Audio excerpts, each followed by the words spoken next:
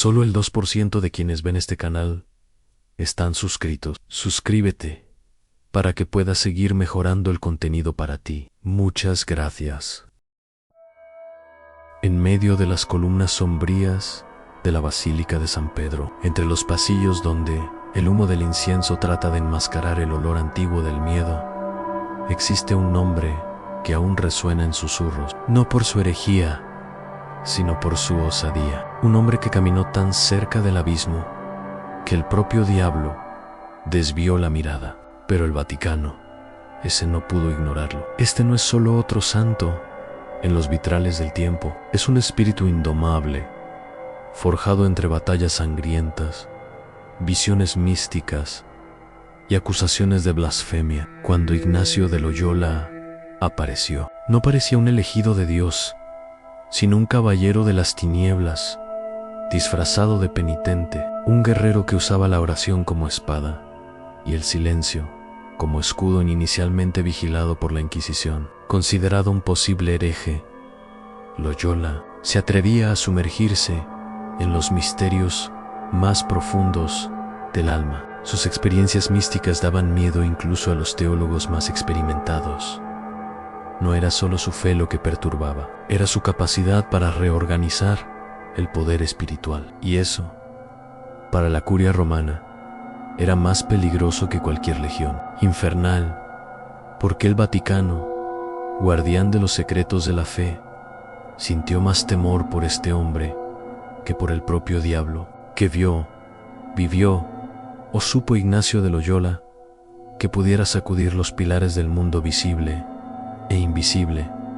Prepárate. Esta historia no trata solo de religión, trata sobre el poder que se oculta tras la santidad y sobre los ojos que jamás se cierran en el Vaticano antes de ser llamado santo. Íñigo López de Loyola era un nombre susurrado con recelo entre soldados y sacerdotes. Nacido en 1491, en una España sumida en guerras religiosas y conspiraciones políticas, Loyola creció rodeado de sangre, ambición y silencios peligrosos. Hijo de la nobleza vasca, no fue moldeado según los cánones de la santidad, sino por el conflicto y el orgullo. Un joven vanidoso, aficionado a los duelos y los romances prohibidos, que blandía la espada con más devoción que un crucifijo.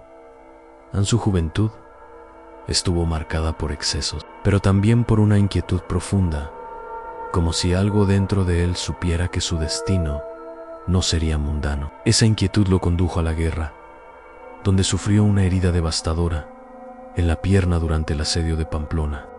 El Doulalou mantuvo meses postrado en una cama, en recuperación N-, y fue allí, entre alucinaciones febriles y libros religiosos, donde algo empezó a cambiar.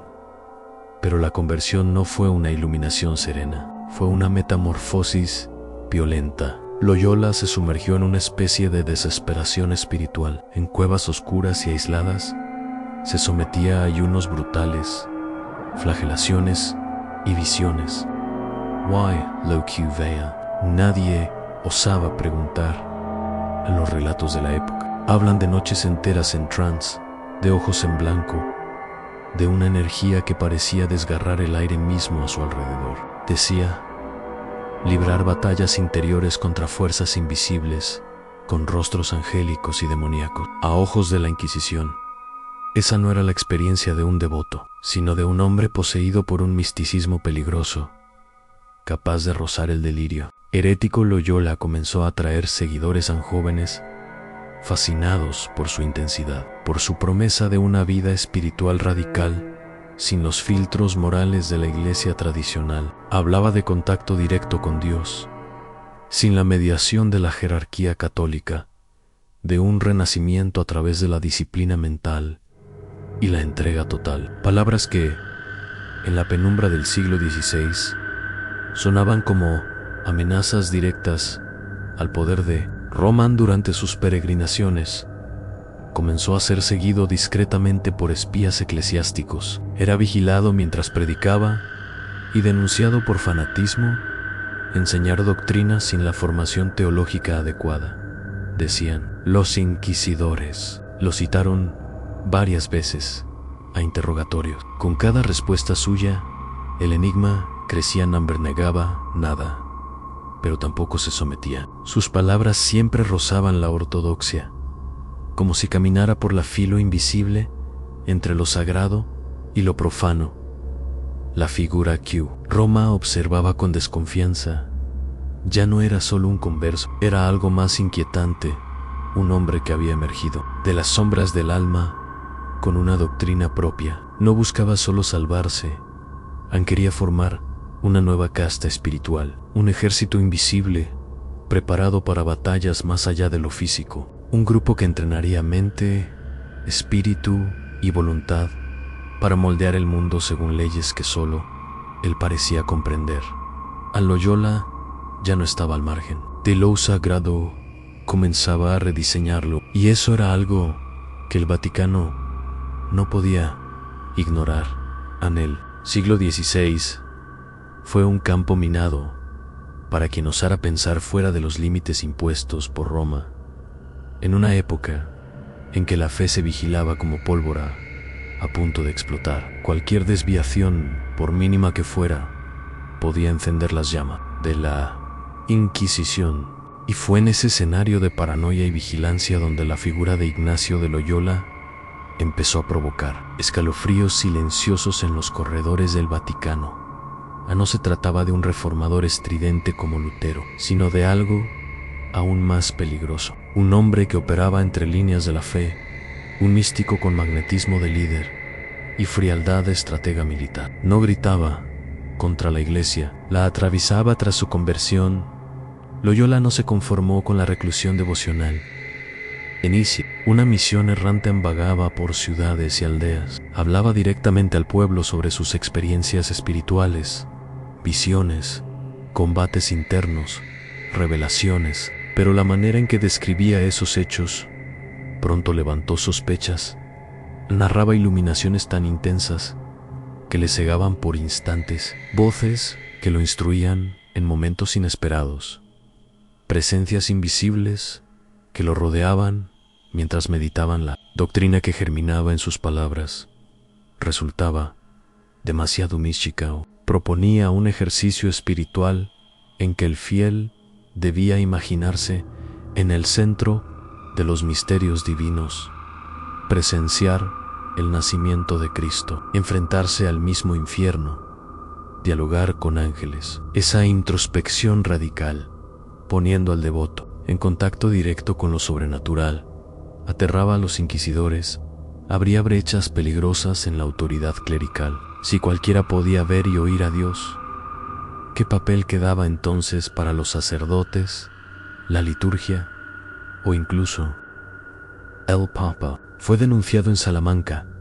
En los primeros pasos de su viaje, los inquisidores lo arrestaron e interrogaron con severidad. Examinaron sus escritos línea a línea, vigilaron su conducta personal y siguieron sus movimientos con informantes. Incluso la lealtad casi militar de sus seguidores resultó sospechosa. Como un sello invisible de coherencia absoluta, a los interrogadores querían saber de dónde provenían sus visiones, cuál era la naturaleza de esas voces. Él nunca afirmó categóricamente que fueran divinas, pero tampoco lo negaba. De tía Q luces interiores, una expresión demasiado ambigua para la época, cargada de ecos gnósticos y heréticos.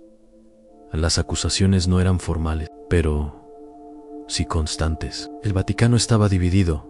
Algunos lo veían como un iluminado, otros como un peligro inminente, un nuevo Savonarola dispuesto a incendiar la estructura de la iglesia con sus ideas inflamadas. Esa ambigüedad lo protegía y al mismo tiempo lo volvía aún más amenazante.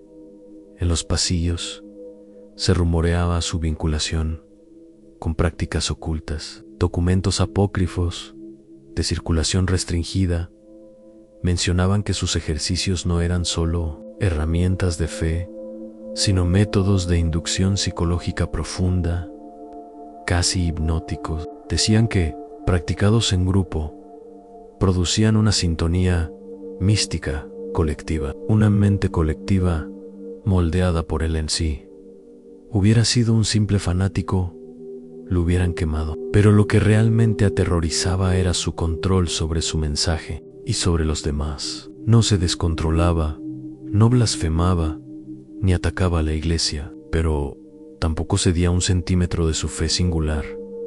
El Vaticano entonces aplicó una táctica doble: intensificar la vigilancia y, al mismo tiempo, intentar integrarlo. La misión secreta era clara: o Loyola se plegaba a la estructura eclesiástica, o debía ser silenciado antes de volverse irreversible. Lo citaron de nuevo, esta vez en París, donde fue examinado por teólogos rígidos, bajo la mirada atenta de la curia.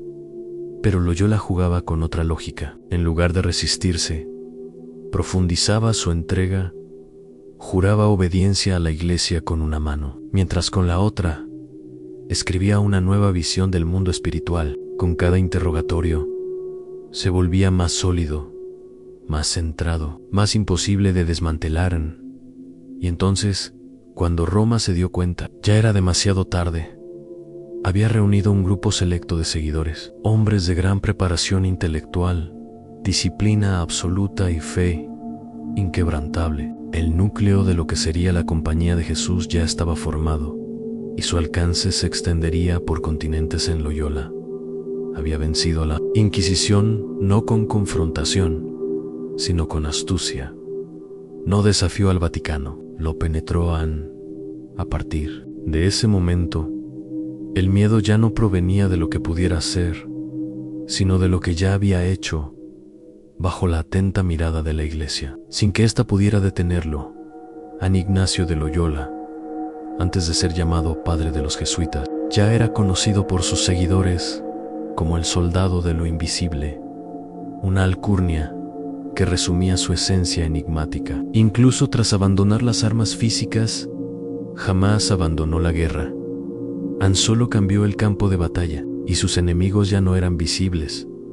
En sus ejercicios espirituales, escritos en un silencio casi ritual, no eran oraciones comunes, sino mapas mentales, manuales de guerra interior, guías para alcanzar un estado alterado de conciencia donde luz y tinieblas disputaban cada fragmento del alma. Loyola afirmaba que, al meditar profundamente, el fiel podía penetrar los velos de la realidad, pero no era una travesía apacible, sino un desierto del espíritu plagado de tentaciones, apariciones y decisiones irreversibles. Los primeros testimonios hablan de rituales que recordaban prácticas ocultas. Uno decía que, tras días sin dormir, sintió como si la mano misma de Dios le arrancara las entrañas para purificarlas en fuego. Otro describió ángeles con espadas llameantes vigilando los rincones oscuros de la mente, justo como anotó Loyola. Había algo en esos ejercicios que activaba un umbral donde sagrado y profano chocaban con violencia. Loyola nunca proclamó públicamente que sus visiones vinieran de Dios, pero en cartas privadas hablaba de momentos en que una luz lo llevaba al cielo sin cegarlo, mostrándole demasiado. Relató entidades que susurraban secretos sobre el destino del alma humana, los ciclos que rigen el mundo, misterios que ni los cardenales se atreverían a repetir en voz alta. En una visión vio dos ejércitos, uno guiado por Cristo, otro por Lucifer, marchando en silencio, y en el centro un hombre él mismo observaba, sin saber a cuál unirse. Esa visión marcó su destino. A partir de ella, sus acciones se volvieron más metódicas y rígidas. Obsesionado con la elección y el libre albedrío absoluto, entendió que para alcanzarlos había que entrenar el espíritu como el cuerpo para la guerra. De ahí nació el concepto de ejército de Dios, a hombres tan disciplinados espiritualmente que resistieran las tentaciones del mundo y de la propia iglesia. El Vaticano empezó a sospechar que, tras su devoción, latía una arquitectura más oscura, no porque blasfemora sino porque operaba con una lógica de mando en sus discípulos. No solo lo admiraban, sino que obedecían con una fidelidad cercana al fanatismo. Algo inaudito, fuera de los muros papales. Los rumores abundaban.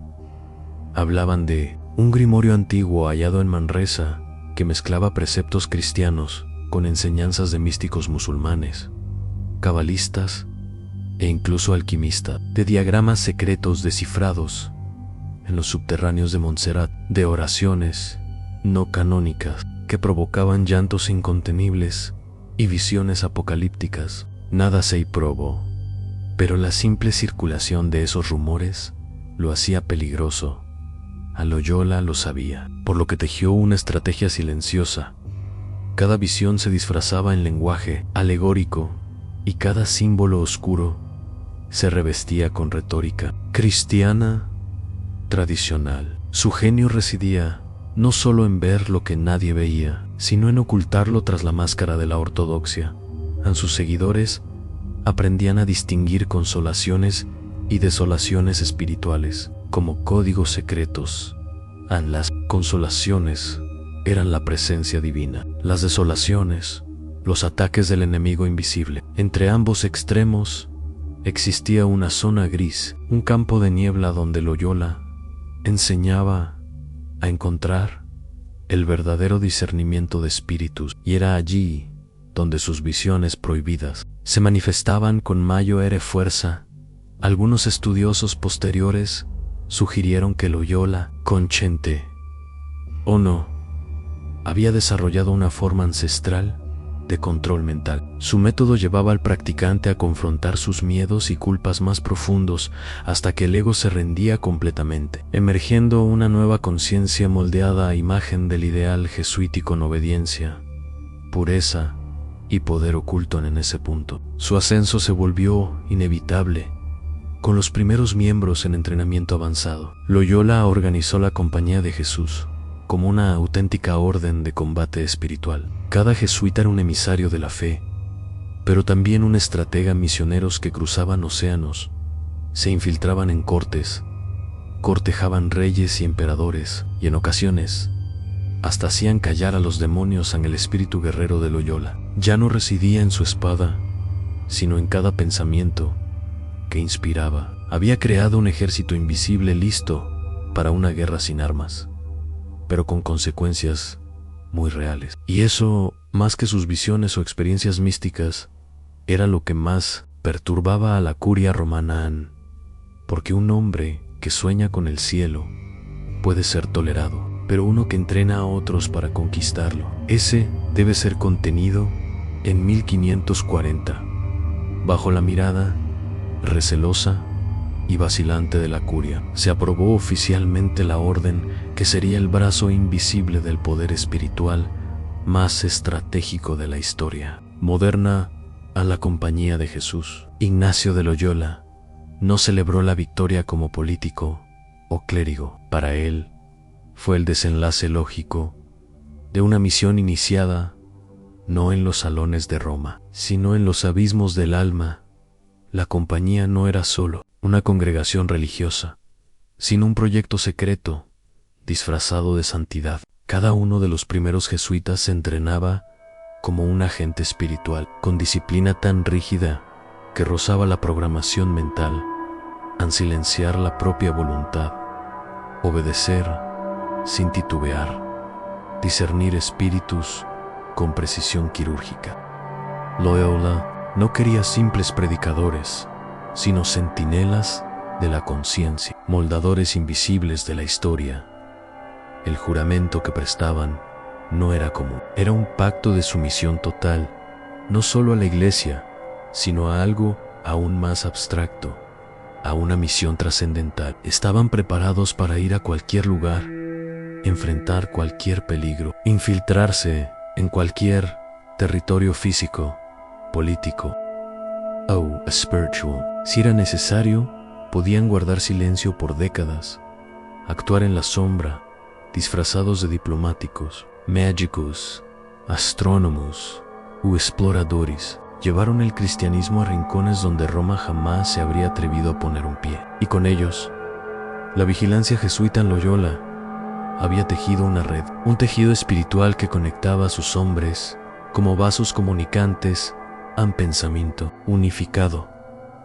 Cada jesuita era una célula de un organismo mayor, el cuerpo místico de la compañía. Esa idea perturbaba profundamente a los sectores más conservadores de la Iglesia, que veían el surgimiento de una nueva estructura de poder dentro de la estructura eclesiástica, y lo más inquietante, una estructura que no respondía a los obispos locales, sino únicamente al superior general, apodado el Papa Negro.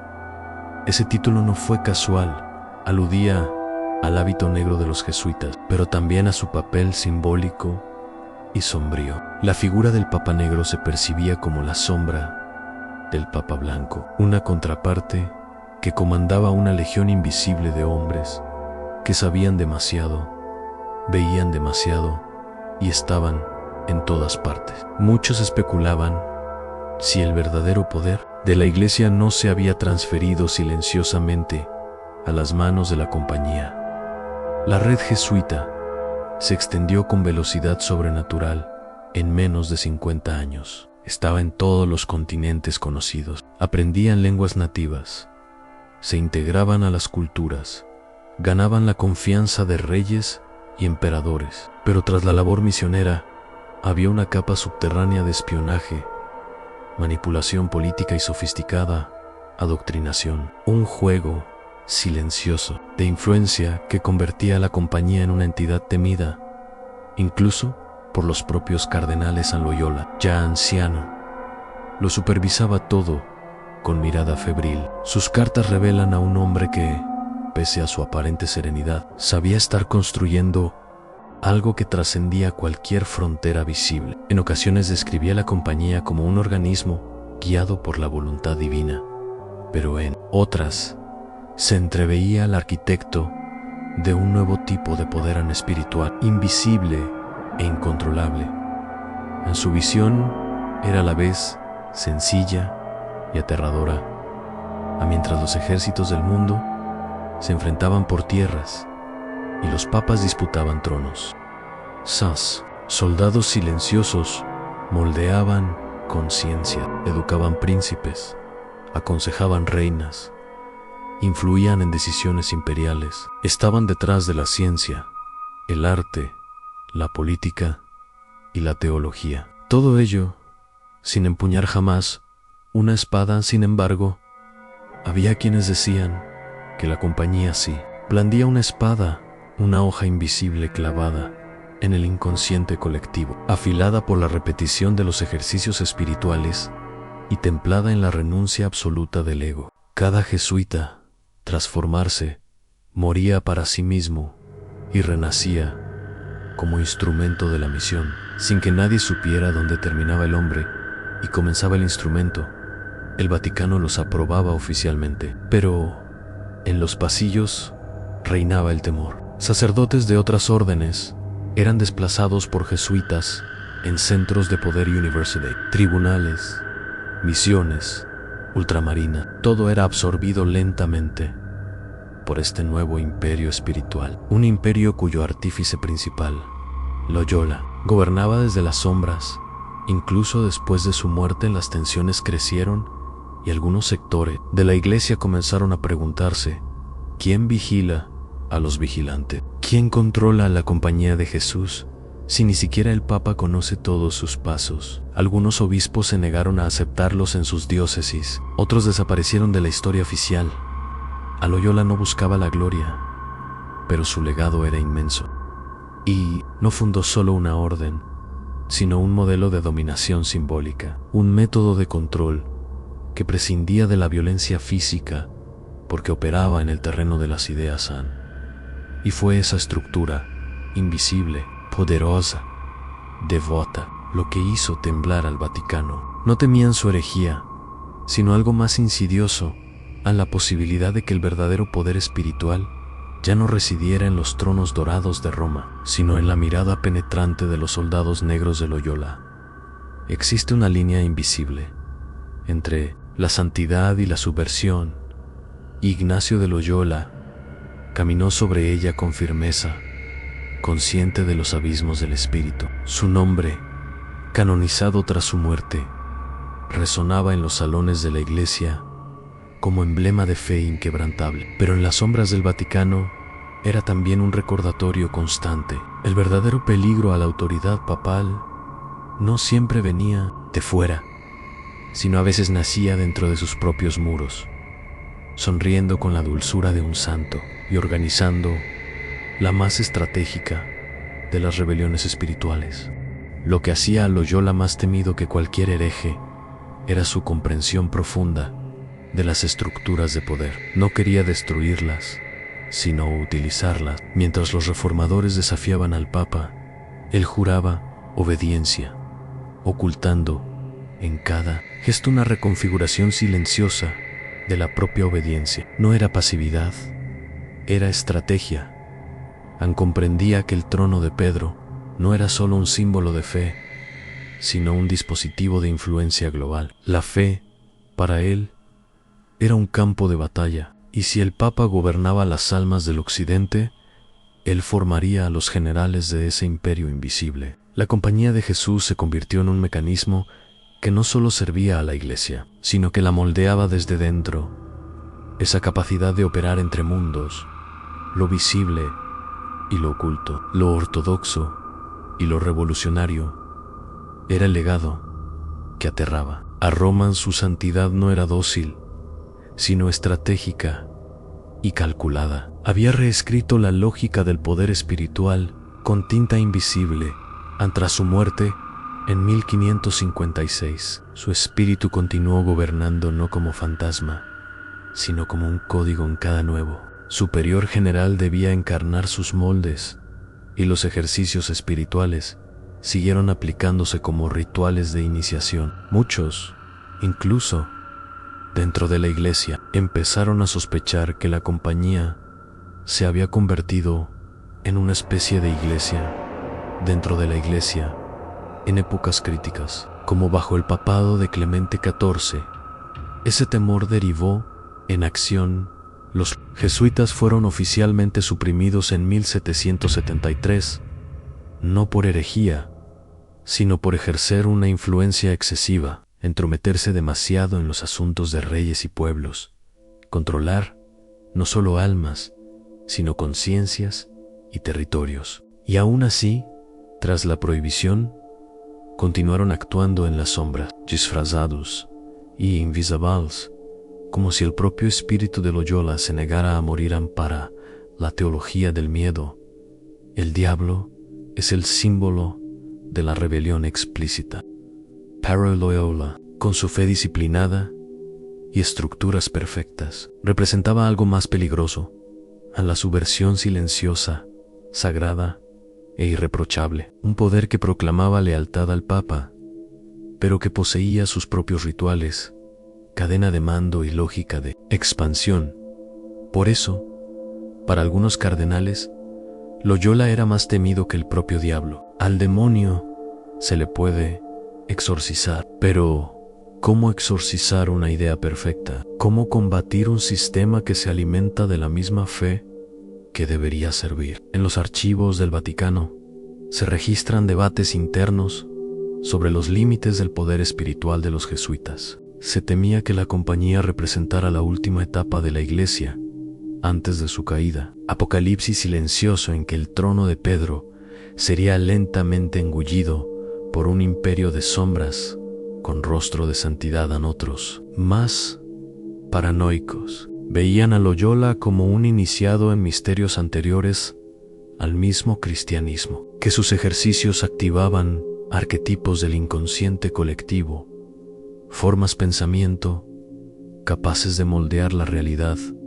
en gran escala, que dominaba símbolos ocultos en los textos sagrados y empleaba metáforas místicas como herramientas de reprogramación espiritual. Teorías sin pruebas, pero alimentadas por el hecho de que, donde los jesuitas estaban presentes, todo cambiaba.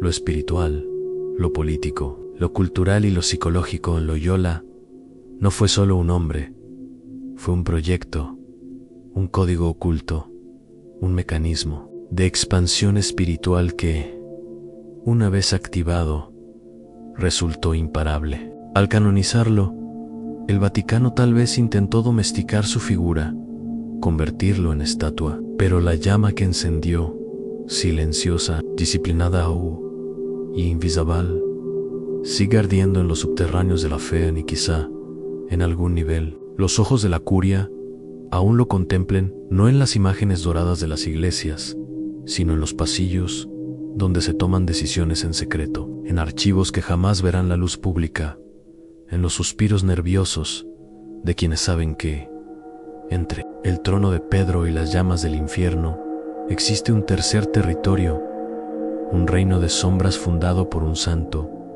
Ignacio de Loyola no necesitó invocar al infierno para aterrorizar al Vaticano. Bastó con mirar profundo en los ojos de la fe y revelar lo que yacía bajo sus capas doradas: el deseo de control, la manipulación de las conciencias, el pavor ante lo invisible que desafía la jerarquía. Mientras los demonios rugían en los textos de exorcismo, Loyola susurraba en silencio, moldeando un ejército de hombres conscientes de que la verdadera guerra no se libra con fuego, sino con ideas. Superó los límites del santo tradicional. Se convirtió en arquitecto de un sistema donde la fe no era solo salvación, sino estrategia. Fundó una orden que trascendió el tiempo, burló a la muerte y permaneció viva aun cuando el mundo entero trató de erradicarla. La Compañía de Jesús no es solo un legado espiritual, sino un laberinto que desafía hasta hoy a quienes tratan de descifrar sus verdaderas intenciones. El diablo es predecible, desafía abiertamente a Dios, se exhibe en rituales y clama por almas, pero Loyola comprendió que el verdadero poder reside en quien moldea la narrativa, y por eso fue más temido, porque no podía ser exorcizado. Por sus hoyos, aún hoy, en estatuas o en archivos jesuitas, parecen observar cada movimiento de la iglesia con un silencio que pesa. San Ignacio de Loyola no solo fue canonizado, sino consagrado como el enigma más guardado de la fe católica. Un hombre que, en lugar de desafiar al Vaticano, lo conquistó. Y así queda la pregunta: ¿quién realmente ganó la guerra entre la luz y las tinieblas? ¿El diablo, que ruge en las sombras, o el santo, que construyó una red invisible de poder y sonríe eternamente entre las columnas sagradas? Las respuestas que buscas están en las preguntas que nadie se atreve a formular. Hasta el próximo Inmersión en lo Prohibido.